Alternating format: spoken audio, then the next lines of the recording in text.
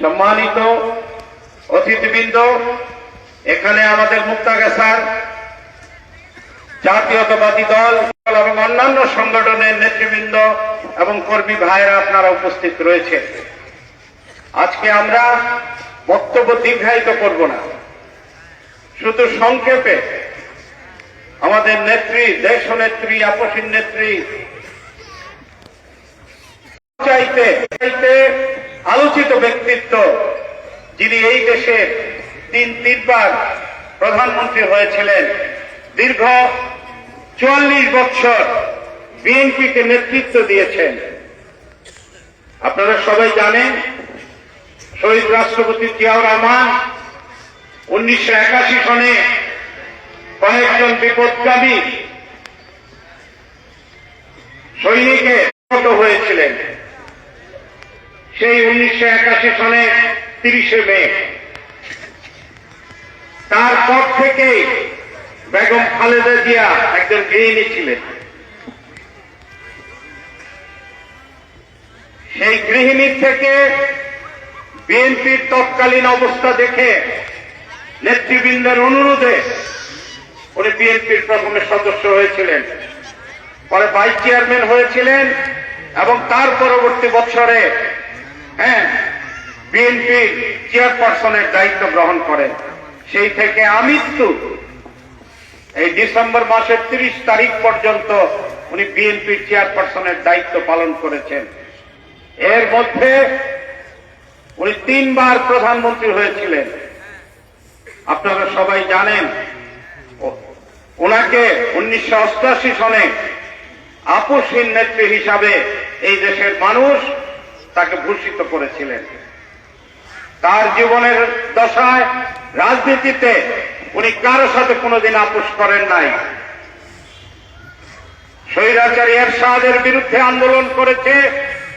আপনারা জানেন যে বেগম খালেদা জিয়া এবং শেখ হাসিনা একসাথে আন্দোলন করেছিল। তখন ছিল আমাদের 22 দলীয় ঐক্যজোট যুগপৎ আন্দোলন। সেই যুগপৎ আন্দোলনের ঘোষণা ছিল যে সেই আন্দোলনের সাথে বেইমানি করবে যারা, বিশ্বাসঘাতকতা করবে যারা, তারা এই যুগপৎ আন্দোলনে থাকতে পারবে না। কিন্তু নির্মম পরিহাস, শেখ হাসিনাই এই ঘোষণাটা দিয়ে যুগপৎ আন্দোলনের সাথে যারা বিশ্বাসঘাতকতা করবে, শেখ হাসিনাই প্রথমে এরশাদের সাথে যুগপৎ আন্দোলনে ভেঙে দিয়ে এরশাদের সাথে রাজনীতিতে অংশগ্রহণ করে, নির্বাচনে অংশগ্রহণ করে। সেই ঠিক থেকে, ওই দিন থেকে বেগম খালেদা জিয়াকে দেশের মানুষ একটি উপাধি দিয়েছিল। সেই উপাধি ছিল আপসহীন নেত্রী। উনি কখনো কারো সাথে কোনো আপোষ করে নাই। আপনারা জানেন, 91 সনে নির্বাচন হয়েছে। আওয়ামী লীগ ভেবেছিল ওই 91 সনের নির্বাচনের মধ্যে দিয়ে তারা সরকার গঠন করবে, তাদের ক্যাবিনেট তৈরি হয়ে গিয়েছিল। কিন্তু তখন ওই 91 সনে বেগম খালেদা জিয়া পরদিন যখন রেজাল্ট আসলো, দেখা গেল যে বেগম খালেদা জিয়াই এই দেশে উনি সরকার গঠন করলেন এবং এই বাংলাদেশের প্রথম একজন মহিলা প্রধানমন্ত্রী হিসাবে উনি নির্বাচিত হলেন। এবং বিশ্বভূত 23 নম্বর না কত নম্বর হয়েছিল, এবং সারা বিশ্বে উনি দ্বিতীয় 2 নম্বর প্রধানমন্ত্রী হয়েছিলেন মহিলাদের মধ্যে। কারণ 1 নম্বর প্রধানমন্ত্রী হয়েছিল পাকিস্তানের বেনজির ভুট্টো, এবং বেনজির ভুট্টোর পরে বেগম খালেদা জিয়া এই দেশে হয়েছিলেন। কাজে কাজেই প্রধানমন্ত্রী মহিলা হিসাবে উনি সর্বপ্রথম। জীবনে কারো সাথে কোনোদিন আপোষ করে নাই, সেই কারণেই উনি আপসহীন নেত্রী। আপনারা জানেন, যখন দেশে আন্দোলন চলছিল, শেখ হাসিনা যখন কোনো কিছু দিয়ে আন্দোলনকে বন্ধ করতে পারে নাই, তখন বেগম খালেদা জিয়ার বিরুদ্ধে উনি একটি মিথ্যা মামলা দিয়ে ওনাকে 5 বছরের কারাদণ্ড দিয়েছিলেন। 5 বছরের কারাদণ্ড দিয়েছিলেন। সেই সুপ্রিম কোর্টে, হাইকোর্টে সেই সাজাকে 10 বছর করা হয়েছিল। আমরা বক্তব্য দীর্ঘায়িত করব না। বেগম খালেদা জিয়া প্রতিটি স্তরে স্তরে যদি আমরা তার জীবনী আমরা আলোচনা করতে চাই অনেক সময় লাগবে। আমরা আলোচনা লম্বা করব না, শুধু একটা জিনিসই, যেই নেত্রী বাংলাদেশ জাতীয়তাবাদ, কারণ একটু পরে মিলাদ হবে, দোয়া হবে, আমাদের বাবলু ভাইয়ের বক্তব্য আপনারা সবাই শুনবেন। আপনাদের সকলকে ধন্যবাদ। খুদা হাফেজ। বাংলাদেশ জাতীয়তাবাদী দল জিন্দাবাদ। বেগম খালেদা জিয়া অমর হোক, শহীদ প্রেসিডেন্ট জিয়াউর রহমান অমর হোক, তারেক জিয়া জিন্দাবাদ। সকলকে ধন্যবাদ। আসসালামু আলাইকুম। ধন্যবাদ। সম্মানিত বাবলু সাহেবকে অত্যন্ত সুন্দর বক্তব্য দিয়েছেন। সময়ের অভাবে আমরা অনেকেই বক্তব্য দেওয়ার সুযোগ দিতে পারছি না। আমি শুধুমাত্র সম্মানিত নেতৃবৃন্দের উদ্দেশ্যে একটি অনুরোধ করেই আমি আমার কথা শেষ করব। আজকের এই মহতী অনুষ্ঠানে বিভিন্ন দূর দূরান্ত এলাকা থেকে সারা মুক্তাগাছার মানুষ এসেছেন ম্যাডামের আত্মার মাগফিরাত কামনা করার জন্য। আমরা আজকে মনোনয়নপত্র বাছাই ছিল মাইমিসিং, যে কারণে আমরা এই সময়টাতে আপনাদের বিস্তার ব্যবস্থা করতে পারি নাই। অনেকে দাঁড়িয়েছেন। মুক্তাগাছা উপজেলা বিএনপির পক্ষ থেকে আমি আপনাদের কাছে ক্ষমা প্রার্থনা করছি। সেই সাথে আগামী নির্বাচনে আমাদের সকলকেই এইভাবে ঐক্যবদ্ধভাবে মাঠে কাজ করার আহ্বান জানিয়ে আমি আমার কথা শেষ করছি। এখন বক্তব্য রাখবেন আজকের অনুষ্ঠানের প্রধান অতিথি, আমাদের মুক্তাগাছার প্রিয় মানুষ জনাব মোহাম্মদ জাকির হোসেন বাবলু মহোদয়। বাবলু মহোদয়ের মনোনয়নপত্র বৈধ হয়েছে, আলহামদুলিল্লাহ। আপনারা সকলেই ওনার জন্য দোয়া করবেন। আমি এখন বক্তব্য রাখার জন্য অনুরোধ করছি আজকের অনুষ্ঠানের প্রধান অতিথি বাবলু সাহেবকে।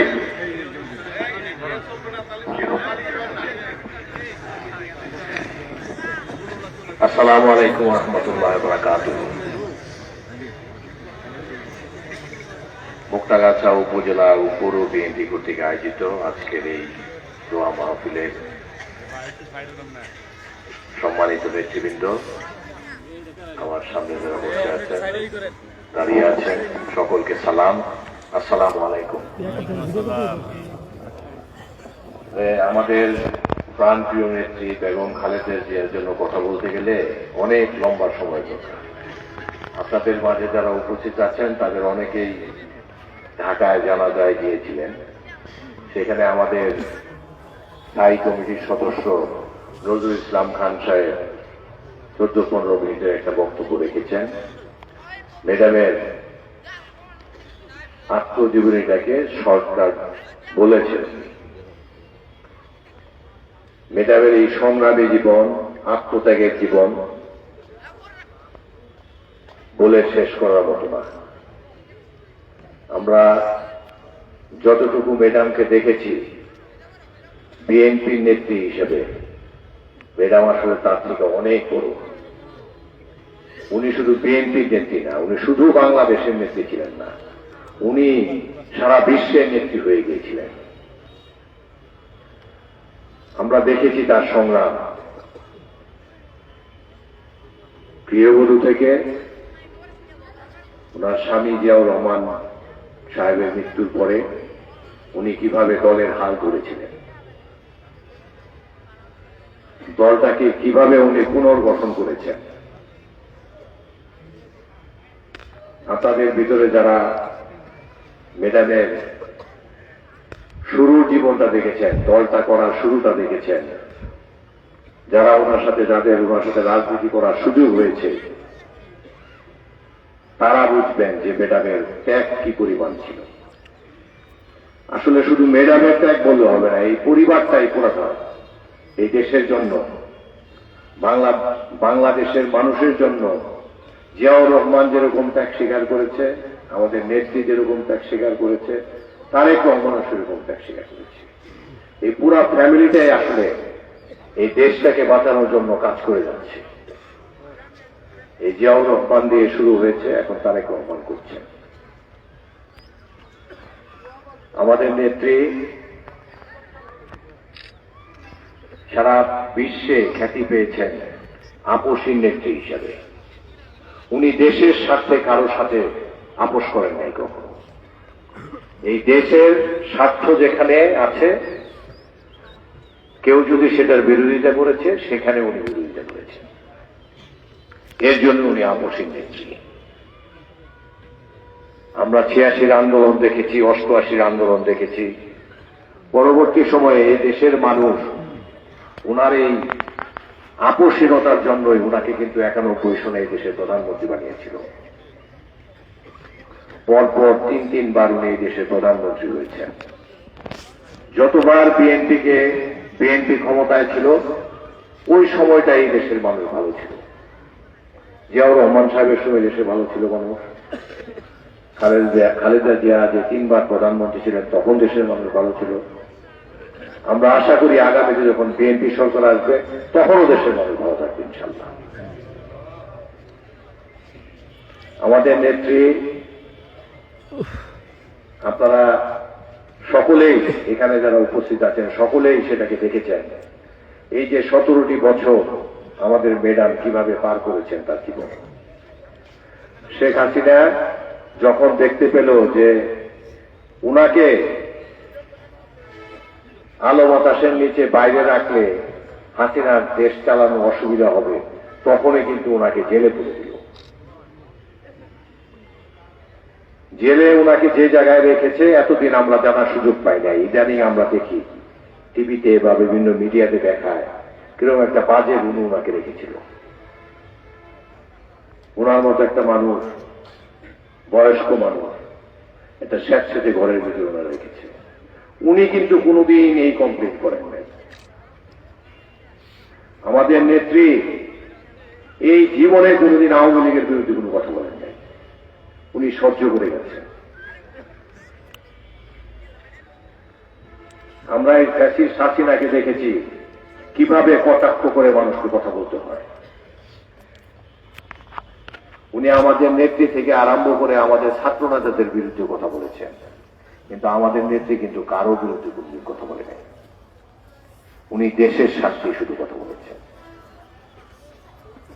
উনি এই যে আমাদের সরকারি ভাবে বলা হয়েছে, উনি যেদিন মারা গেলেন, আমাদের নেত্রী যেদিন ইন্তেকাল করলেন, সেদিন কিন্তু সরকারি ভাবেও আসিফ নজরুল সাহেব বলেছে ওনাকে যদি এত কষ্ট না দেওয়া হতো বা ওনাকে যদি সময় মতো চিকিৎসা দেওয়া হতো তাহলে হয়তো উনি এত দ্রুত নাও মারা যেতে পারতেন। কি বিশাল, কি একটা সাংঘাতিক ব্যাপার।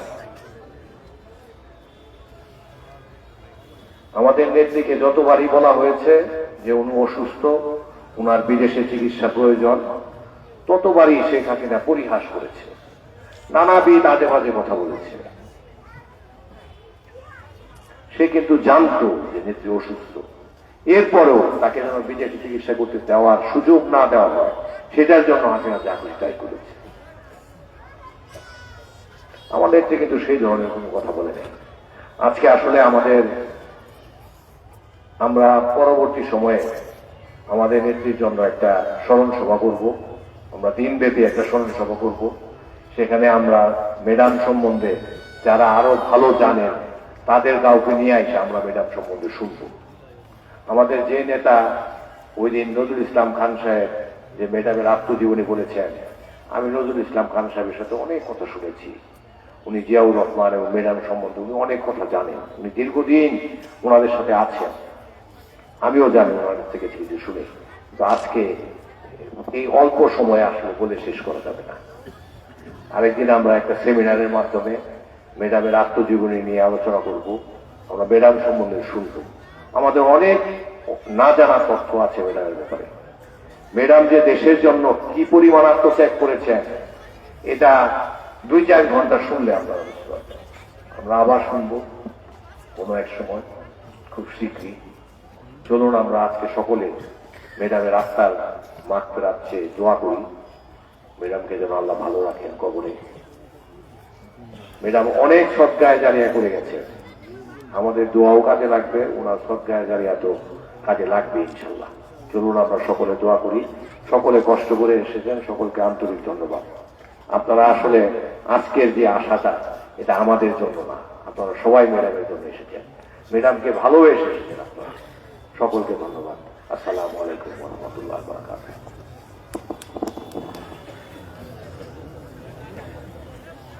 আজকের এই আলোচনা সভায় এখন দোয়া পরিচালনা করবেন নবগঠিত মুক্তাগাছা থানা উপজেলার উলামা দলের কমিটির সম্মানিত আহ্বায়ক জনাব ইলিয়াস হোসেন মাদানী, মুফতি ইলিয়াস হোসেন মাদানী আজকে বেগম খালেদা জিয়ার জন্য দোয়া করবেন। তিনি এই দোয়া পরিচালনা করবেন।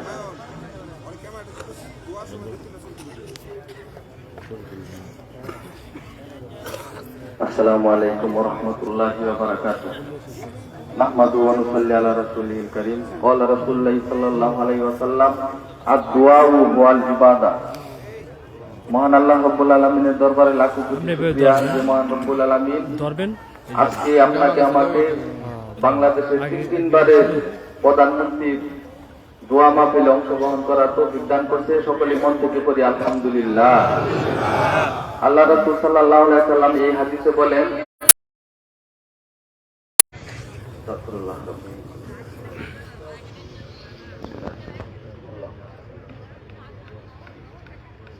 আউযু বিল্লাহি মিনাশ শাইতানির রাজীম। বিসমিল্লাহির রাহমানির রাহিম। আলহামদুলিল্লাহি রাব্বিল আলামিন।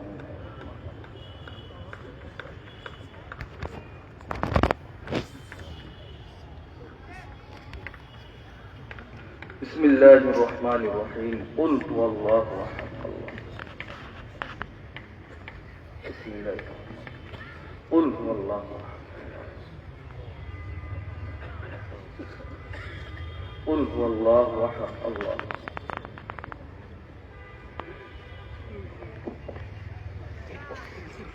الحمد لله رب العالمين، والصلاة والسلام على سيد الأنبياء والمرسلين. ربنا ظلمنا أنفسنا وإن لم تغفر لنا وترحمنا لنكونن من الخاسرين. ربنا آتنا في الدنيا حسنة وفي الآخرة حسنة وقنا عذاب النار وقنا عذاب الحشر وقنا عذاب القبر وقنا عذاب الفلسرات. ইয়া রব্বুল আলামিন, মাওলা তোমার পবিত্র শাহী দরবারে হাত তুলেছি মাওলা। ইয়া রব্বুল আলামিন, মাওলা আজকে মাওলা বাংলাদেশের বুকে মাওলা শত শত কোরআন খতম হয়েছে মাওলা। সেই কোরআন খতমকে উসিলা করিয়া মাওলা তোমার পাক দরবারে মাওলা হাত তুলেছি মাওলা। দয়া করে আমাদের সকলের কোরআন খতম করে তুমি কবুল করিয়া নাও। ইয়া রব্বুল আলামিন, মাওলা বাবা আদম আলাইহিস সালাতু ওয়াস সালাম থেকে নিয়ে আজ পর্যন্ত যত মুমিন মুমিনাত মুসলিমাত কবরদেশে শায়িত রয়েছে মাওলা, দয়া করে সকলের জিন্দেগির তামাম গুনাহগুলো তুমি মাফ করিয়া দাও। ইয়া রব্বুল আলামিন, বাংলাদেশের তিনবারের মাওলা প্রধানমন্ত্রী মাওলা তোমার ডাকে সাড়া দিয়ে মাওলা আজকে কবর দেশে চলে গেছে মাওলা, দয়া করিয়া তার জিন্দেগির সমস্ত গুনাহগুলো তুমি মাফ করিয়া দাও।